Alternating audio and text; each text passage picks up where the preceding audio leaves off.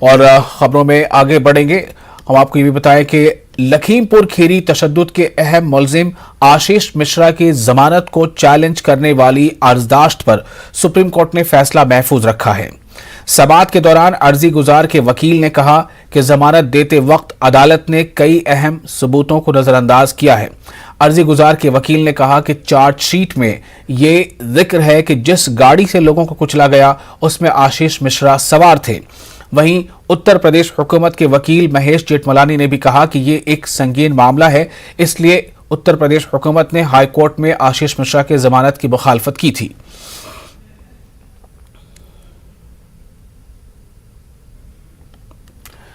MNS صدر راج ٹھاکرے نے مسجدوں پر لگے ہوئے لاؤڈ سپیکر ہٹانے اور مدرسوں میں جاری سرگرمیوں کی جانچ کے لیے جو بیان دیا تھا اس پر AIIM کے MLA مفتی اسماعیل قاسمی نے شدید رد عمل ظاہر کرتے ہوئے کہا ہے کہ مسجدوں کے اوپر لاؤڈ سپیکر قانون کے دائرے میں رہتے ہوئے لگے ہیں. مسجدوں اور مدرسوں میں کیا ہوتا ہے یہ دیکھنے کے لیے انہوں نے راج ٹھاکرے کو مسجد میں آنے کی دعوت دی اور کہا کہ راج ٹھاکرے مہاراشٹر میں امن و امان کے ماحول کو نقصان پہنچانا چاہتے ہیں، اس لیے متنازع بیانات دے رہے ہیں.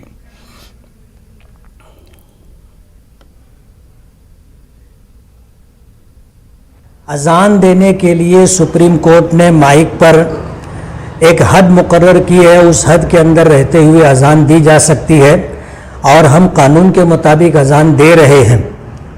اس لیے لاؤڈ اسپیکر زبردستی ہٹانا یہ قانون کی خلاف ورزی ہوگی اور مسلمان اس کو برداشت نہیں کرے گا. جھگڑے کی نوبت آئے گی اور شاید راج ٹھاکرے صاحب یہ چاہتے ہیں کہ مہاراشٹر کے اندر جو ہے ہندو مسلم دنگا ہو، اس پس منظر میں اس طرح کی بات انہوں نے کہی ہے. اور یہ کہ مسجدوں میں کیا ہوتا ہے معلوم نہیں، ہم راج ٹھاکرے صاحب کو دعوت دیتے ہیں کبھی بھی مسجدوں میں آ جائیں، آ کر کے دیکھ سکتے ہیں کہ مسجد میں کیا ہوتا ہے. مسجد میں 5 وقت نماز پڑھی جاتی ہے اور ہم راج ٹھاکرے صاحب کو ہی نہیں، ہر وہ شخص جو فرقہ پرستی کی بات کرتا ہے ہم اس کو کہیں گے مسجد میں آ کر کے وہ خود دیکھ لیں. اور رہ گیا ED کا معاملہ جو مدرسوں کی طرف جانے کی بات کی جا رہی ہے، ED کبھی بھی آ سکتی ہے.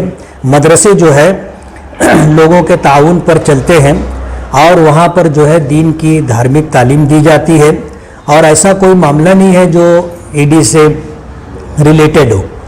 اس لیے راج ٹھاکرے صاحب کا یہ بیان صرف سرکار کو پریشان کرنے کے لیے اور مہاراشٹر کے اندر ہندو مسلم دنگا بھڑکانے کا ایک پروگرام لگتا ہے. اور ہمیں امید ہے کہ جو سیکولر اور سنجیدہ مزاج لوگ ہیں وہ ان جیسی باتوں پر دھیان نہیں دیں گے.